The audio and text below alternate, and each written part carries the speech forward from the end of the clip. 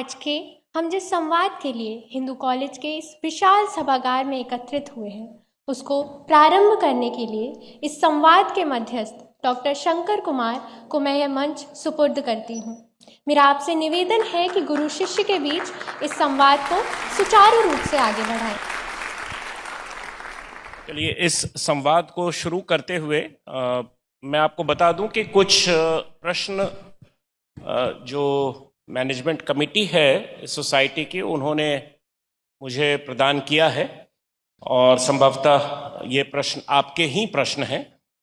तो समय को ध्यान में रखते हुए मैं एक या दो प्रश्न उनमें से चुनकर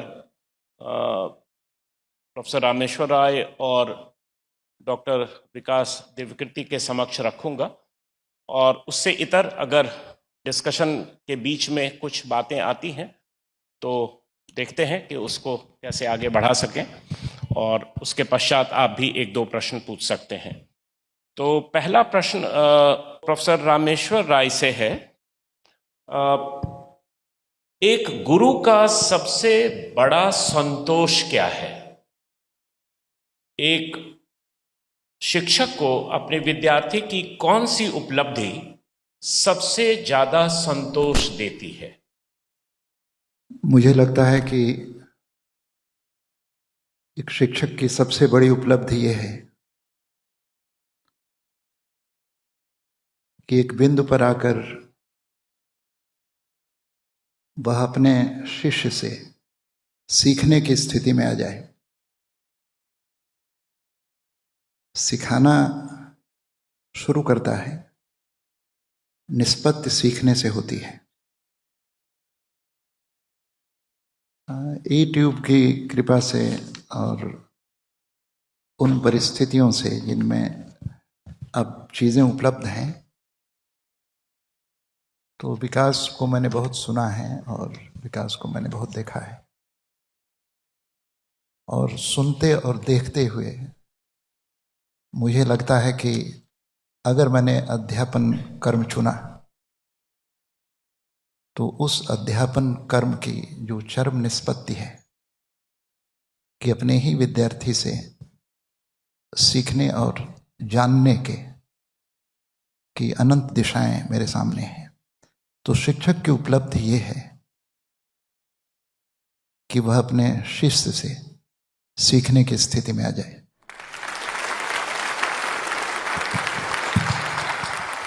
यह प्रश्न डॉक्टर विकास दिव्यकीर्ति से है। जब सफलता ने या सफलता से ज़्यादा असफलता ने सिखाया, लोग अक्सर आपकी सफलता की कहानियां सुनते हैं, लेकिन क्या आपको याद है कि कभी किसी असफलता ने आपको सबसे बड़ा सबक सिखाया हो? असफलताएं कहें या चुनौतियां कहें, सिखाने में तो उनकी भूमिका ज़्यादा है ही, मुझे भी और किसी को भी। जैसे मैंने वक्तव्य में एक छोटी सी बात कही कि मैंने 17 की उम्र से कभी घर से पैसे नहीं लिए, क्योंकि थे भी नहीं। उसके पीछे कुछ ऐसी परिस्थितियां थीं जिनमें जिंदा रहना सबसे बड़ी उपलब्धि थी। तो मैंने ऐसी परिस्थितियां बहुत झेली हैं। मतलब हालांकि हर सफल व्यक्ति ऐसी बात करता है, तो मैं भी कर सकता हूं, लेकिन मेरा अनुमान है कि इस रूम में बैठे हुए व्यक्तियों में से शायद 1% भी ऐसे नहीं होंगे जिन्होंने उस स्तर पे, उस स्पेक्ट्रम पे जाके झेला होगा। और ये बात एकदम ठीक है। मैं मानता हूं कि जो सबसे कठिन क्षण थे, उन्होंने ही जीवन को सबसे बेहतर बनाया, उन्होंने ही जीवन में सबसे ज़्यादा समझाया। सिविल सर्विस में भी ऐसा हुआ कि मैंने बाद में अटेम्प्ट दिया कि टॉपर आईएएस में आऊं, सफल नहीं हो पाया। लेकिन अब वो स्वभाव है या पढ़ने की जिज्ञासाओं का परिणाम है। एक बिंदु के बाद सफलताएं असफलताएं जब बहुत मीनिंगफुल ना लगने लगें, तो ही असली सौंदर्य जीवन का है। और मुझे खुशी है कि मैं लगभग उस बिंदु पर रहता हूं। सफल हो जाऊं तो ठीक लगता है, ना हो तो भी ठीक लगता है, बहुत फर्क नहीं पड़ता। धन्यवाद। अब यह प्रश्न जो मैं कर रहा हूं, उसे आप दोनों इस पर उत्तर दे सकते हैं, अपनी प्रतिक्रिया जाहिर कर सकते हैं। भाषा, या जिसे हम आर्ट्स कहते हैं, उसको पढ़ने और पढ़ाने की तासीर एक किस्म की होती है, जबकि सोशल साइंसेस को पढ़ने पढ़ाने की तासीर कुछ अलग है, क्योंकि उसमें ऑब्जेक्टिविटी के तरफ काफ़ी ज़्यादा झुकाव रहता है। किसी चीज़ को कितना ऑब्जेक्टिव बनाकर लगभग थियरी के तौर पर उसे प्रस्तुत करें तो वो ज़्यादा अच्छा माना जाता है, क्योंकि व्यक्तिगत भावनाओं से अलग होता है।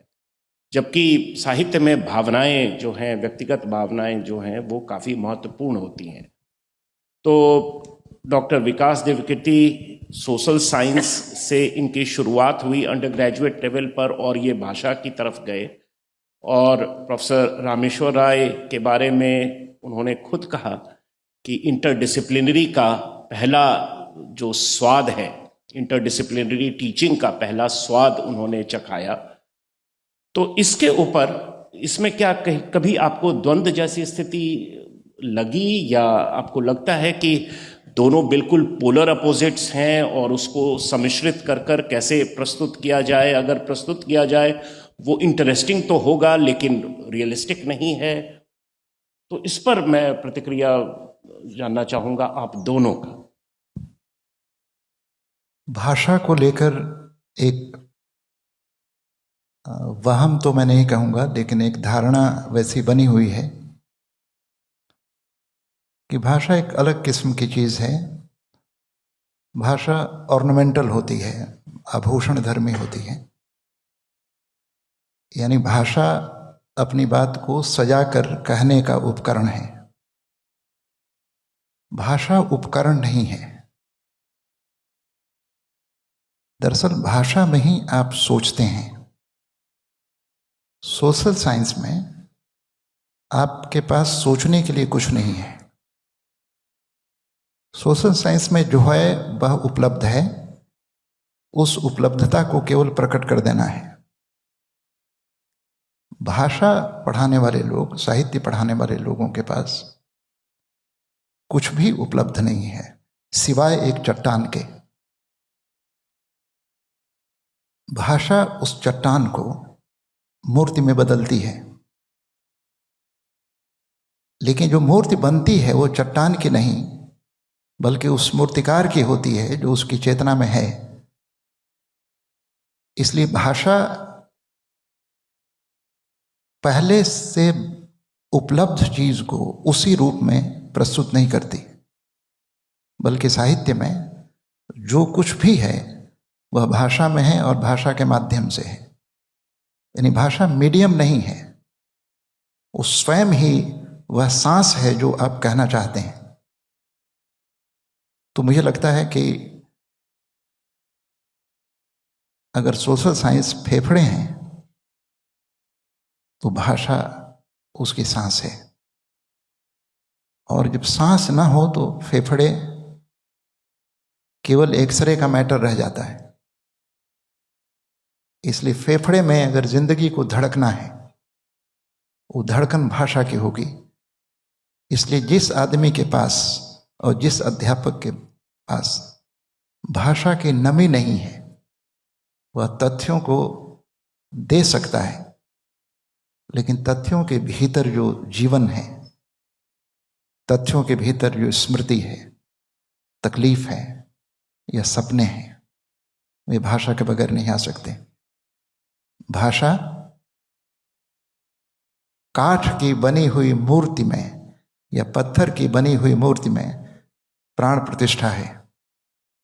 इसलिए भाषा से हम कहते कम हैं, भाषा में हम प्रकट ज्यादा करते हैं। उसको प्रकट करते हैं जो है लेकिन दिखाई नहीं पड़ रहा है। यानी भाषा अदृश्य को दृश्य में परिवर्तित करने की सबसे खूबसूरत कला है। और मुझे लगता है कि भाषा की यह बड़ी भूमिका गणित और भौतिक विज्ञान पढ़ाने वालों में भी होनी चाहिए। मामला केवल साहित्य का नहीं है। इसलिए भाषा में हम केवल बोलते नहीं हैं, भाषा में हम सोचते हैं, भाषा में हम जीते हैं, भाषा में हम रोते हैं और भाषा में हम सपने देखते हैं। तो भाषा की ये बड़ी भूमिका है। दुर्भाग्य से भाषा इस समय बड़े संकट में है और ये संकट दो तरफ से है। एक संकट बाजार की तरफ से है, क्योंकि भाषा, बाजार की भाषा वह कह रही है जो वास्तविकता के विरुद्ध है। और दूसरा संकट राजनीति की तरफ से है, क्योंकि राजनीति की भाषा ने भाषा की पूरी विश्वसनीयता को नष्ट कर दिया है। इसलिए भाषा को बरतने की तमीज किसी व्याकरण से नहीं आती, बल्कि मनुष्य होने की गहरी जिम्मेदारी से भाषा निर्मित होती है और तब भाषा विश्वसनीय बनती है। मुझे लगता है कि भाषा की विश्वसनीयता को बहाल करना इस समय शिक्षण का, अध्यापक का या पूरी शिक्षा व्यवस्था का की सबसे बड़ी चुनौती है। और मेरी इच्छा है कि सोशल साइंस पढ़ाने वाले लोग भी उसी तरह भाषा का रचनात्मक प्रयोग करें जैसे सामान्यतः साहित्य वाले करते हैं।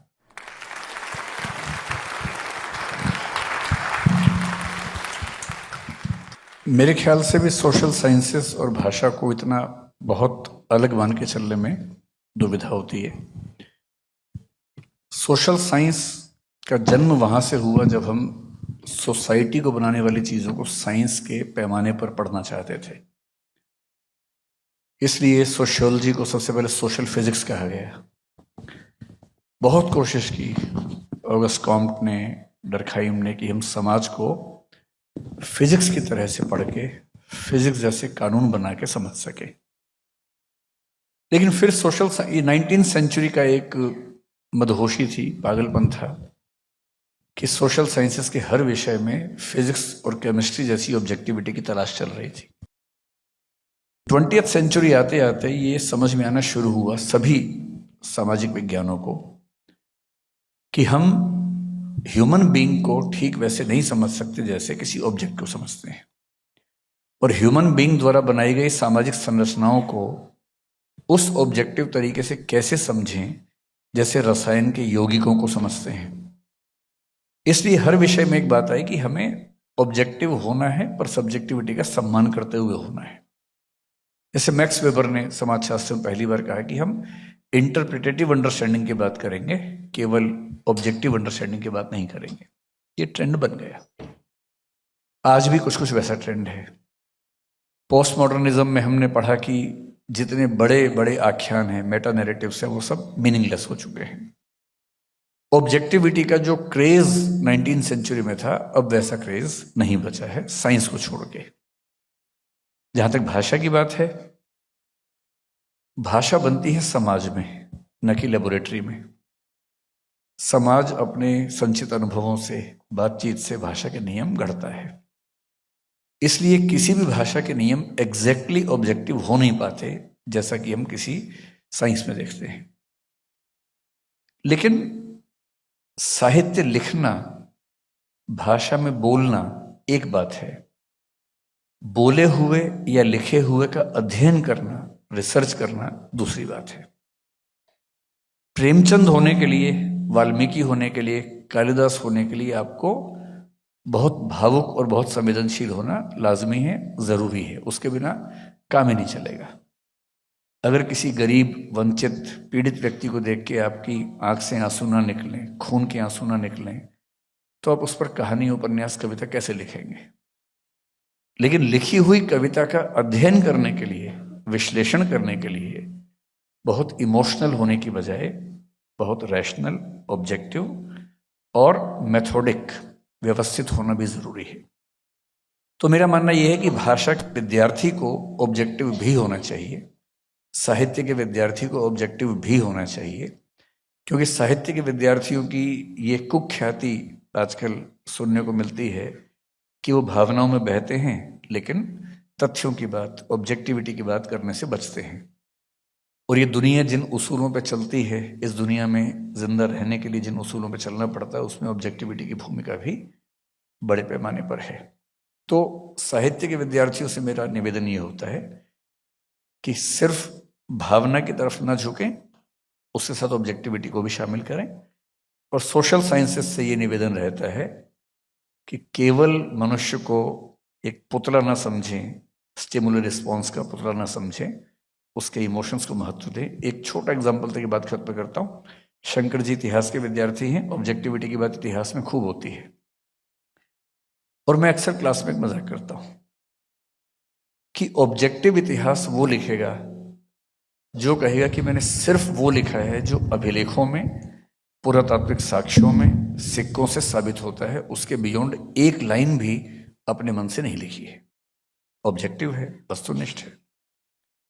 और फिर मैं आप सबसे पूछता हूं, आप सबके जीवन के जो सबसे गहरे प्रसंग होंगे, आपने पूरी ताकत लगाई होगी कि उससे कोई प्रमाण ना छूटे। कम से कम 2-4 लोगों को देख के दिल आपका आ गया होगा, मोहब्बत हुई होगी, कई चीजें हुई होंगी, और आपने पूरी ताकत लगाई कि एक भी प्रमाण ना छूटे। पहले के लोग प्रेम पत्र जलाया करते थे, आप मैसेज डिलीट करते हैं, आप फोन फॉर्मेट कर लेते हैं। आज से 100 साल के बाद जो आपका इतिहास लिखेगा, अगर वो कसम खा ले कि मैं तो केवल उन तथ्यों से ही लिखूंगा जो मिलेंगे, तो वो आपको सूंघ भी नहीं पाएगा, आपके आसपास भी नहीं जा पाएगा। इसलिए साहित्य का आदमी, जयशंकर प्रसाद जैसा आदमी कहता है, इतिहास लिखो पर उसमें अंतर्दृष्टि भी लेके आओ। कालिदास अगर विरह का महाकाव्य लिख सकता है और इतिहास में जिक्र नहीं मिलता कि उसको विरह हुआ था, तो इतिहास गलत है। ये संभव नहीं है जिसने विरह को न झेला हो वो विरह पे इतना महाकाव्य लिख दे। ये अंतर्दृष्टि भी जरूरी है, जिसे ऑब्जेक्टिविटी में बांधकर हम सीमित नहीं कर सकते। Thank you. अंतर्दृष्टि की बहुत ज़रूरत है सोशल साइंसेस में। और यह प्रश्न मैं प्रोफेसर रामेश्वर राय से पूछ रहा हूँ। आपने अपने भाषण में कहा कि एक गुरु या एक शिक्षक भरोसे के खंडहर में आखिरी ईंट के समान है। क्या आशय आपका था? वर्तमान शिक्षा व्यवस्था को के प्रति जो गिरता हुआ सम्मान है, उस आशय से आप बोल रहे थे या कुछ विस्तृत संदर्भ है? ये प्रश्न तो छोटा है लेकिन उत्तर थोड़ा सा बड़ा है, क्योंकि शिक्षा व्यवस्था का जिक्र आपने किया। हम लोग एक बहुत चलताऊ किस्म की बात करते हैं कि हम जिस शिक्षा व्यवस्था में हैं वो मैकॉले की है, कॉलोनियल शिक्षा व्यवस्था है। नहीं, मेरा केंद्र वो नहीं है बातचीत का। मुझे लगता है कि पूरी मानव सभ्यता को देखें और उसका इतिहास देखें तो शिक्षा के दो इलाके, शिक्षा के दो किनारे रहे होंगे। एक शिक्षा वह जो चेतना को संबोधित करती है, दूसरी शिक्षा वह जो पदार्थ को संबोधित करती है। मैटर को संबोधित करने वाली शिक्षा व्यवस्था मनुष्य को बाहर की तरफ ले जाएगी। बाहर जहाँ विज्ञान है, बाहर जहाँ तकनीक है, बाहर जहाँ नगरीकरण है, बाहर जहाँ औद्योगिक क्रांति है, बाहर जहाँ अनंत और असंभव सुविधाएं हैं, वह शिक्षा व्यवस्था यह मानती नहीं कि मनुष्य का एक अंतर जगत भी है। यानी मैटर को संबोधित करने वाली शिक्षा व्यवस्था मूलतः पदार्थ धर्मी, बाहरी और इसलिए मनुष्य की चेतना को रूपांतरित करने में पूरी तरह अक्षम है। मैं कई बार सोचता हूं कि आधुनिक शिक्षा व्यवस्था से पूर्व जो दुनिया थी वो कैसी थी और पदार्थ को संबोधित करने वाली शिक्षा व्यवस्था कैसी हुई। इसलिए यूरोपियन रेनेसा के बाद मोटे तौर पर पूरी शिक्षा व्यवस्था विज्ञान केंद्रित हो गई और मनुष्य का आत्म छूट गया। इस आधुनिक शिक्षा व्यवस्था में विश्व युद्ध हुए 2। इस आधुनिक शिक्षा व्यवस्था के समानांतर उसके कारण आज पर्यावरण की स्थिति है, दुनिया में बड़े युद्ध हैं, हिंसा है, मनुष्य अकेला है, तन्हा है, अर्थहीन है। इसलिए जिस शिक्षा व्यवस्था में हम रहते हैं उस शिक्षा व्यवस्था को केवल मैकाले के कंधे पर नहीं रखा जा सकता। पूरी दुनिया की शिक्षा व्यवस्था में मनुष्य का अंतर्जगत निष्कासित है। मुझे लगता है कि एक शिक्षक का काम यह भरोसा दिलाना है कि जो बाहर है वो अंतिम नहीं है, और जो बाहर है अर्थ वहाँ नहीं है, क्योंकि बाहर के लिए जो शब्द प्रयोग होता है वो है सफलता। शिक्षक भरोसा दिलाता है कि सफलता ही जीवन का अंतिम लक्ष्य नहीं है, सबसे महत्वपूर्ण है सार्थकता, जिसको मैं ईंट कहता हूँ। ईंट का अर्थ है कि सार्थकता पर भरोसा कायम रखना। दुनिया सफलता के पीछे भाग रही है, शिक्षक कहता है कि नहीं, सफलता नहीं, सबसे मूल्यवान है सार्थकता। उसकी इस जिद को ही मैंने ईंट कहा है। और मुझे लगता है कि एक ईंट अगर साबुत बची हो तो एक भवन की कल्पना जीवित रह सकती है। Well said. और ये सवाल मेरी तरफ से अंतिम सवाल है डॉक्टर विकास देव कीर्ति के लिए, और ये स्टूडेंट्स द्वारा ही निर्मित सवाल है। शिष्य हमेशा गुरु से सवाल करता है, लेकिन अगर आपको राय सर से एक सवाल पूछना हो आज के दिन, अब वो सेवानिवृत्त हो चुके हैं, तो वो क्या होगा? यही कि आप सेवानिवृत्त हुए तो नहीं है, बस।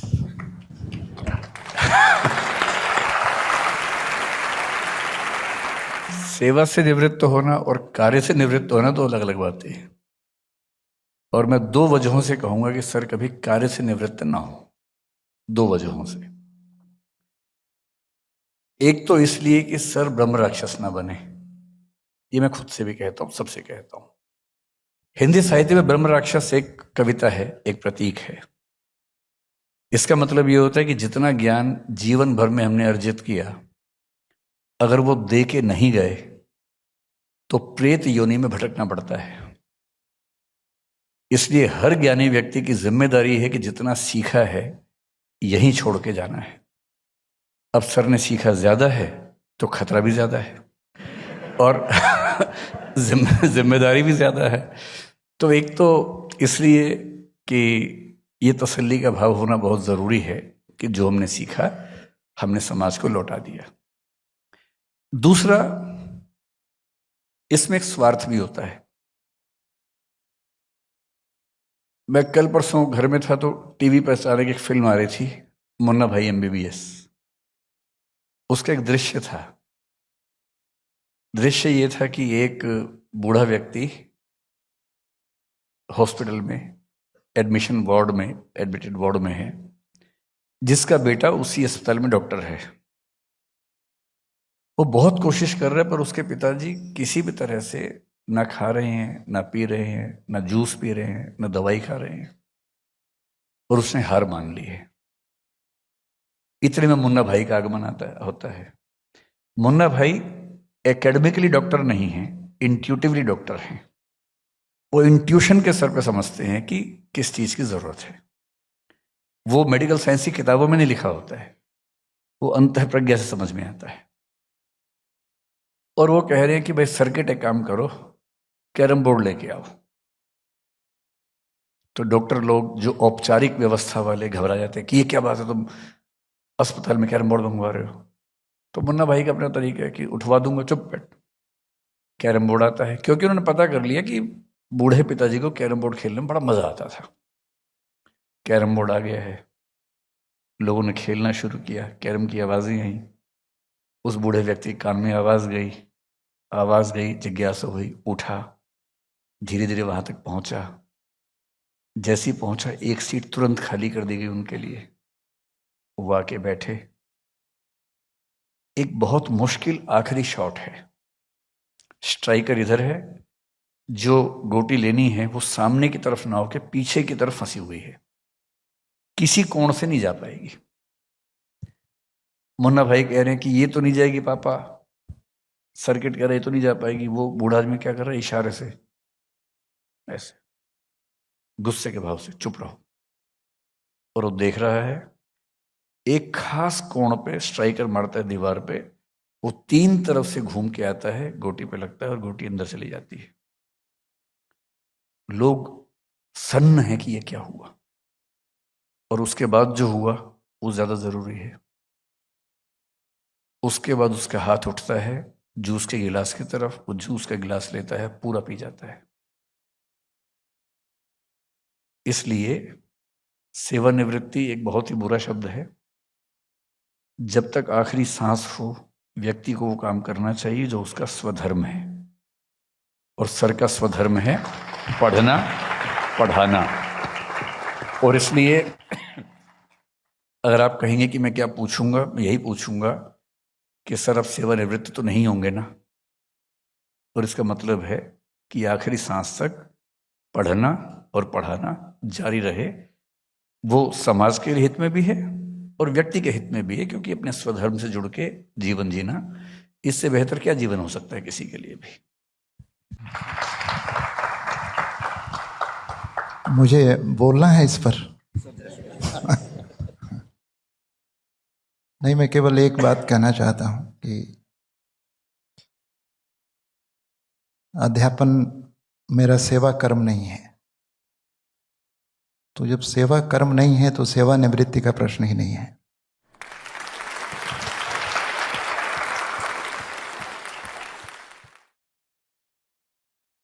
दूसरा, विकास ने ब्रह्म राक्षस की याद दिला दी है। घबराहट हो रही है मुझे। लेकिन ये बिल्कुल निश्चित है कि ज्ञान एक तो मुझे ज़्यादा है नहीं, लेकिन जो भी थोड़ा बहुत है इसे कहीं भी लेकर नहीं जाना है। बादलों में पानी ठिठका रहे तो बादलों का भी कोई अर्थ नहीं होता और पृथ्वी का भी भला नहीं होता। बादल बारिश की बूंदों के रूप में धरती पर आए हैं। ये धरती के लिए भी और बादल के लिए भी कल्याणकारी है। संकेत मेरा ख्याल है कि साफ है।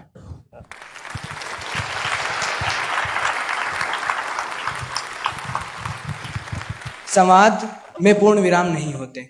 जाहिर है संवाद रुकते हैं, समाप्त नहीं होते। आज का यह संवाद शायद कुछ वक्त के लिए रुक रहा है, लेकिन हम आप सभी को यह आश्वस्त करना चाहते हैं कि इस संवाद की परंपरा समाप्त नहीं होगी। गुरुदेव रामेश्वर राय एवं उनके यशस्वी शिष्य डॉक्टर विकास दिव्य कीर्ति के बोलने के बाद मेरे बोलने के लिए कुछ शेष नहीं रह जाता। महज मैं यह कहना चाहता हूँ कि आमंत्रण स्वीकार करने एवं आज के इस कार्यक्रम को अपना वक्त देने के लिए मैं डॉक्टर रामेश्वर राय एवं डॉक्टर विकास दिव्य कीर्ति का अपने हृदय तल से धन्यवाद करता हूँ।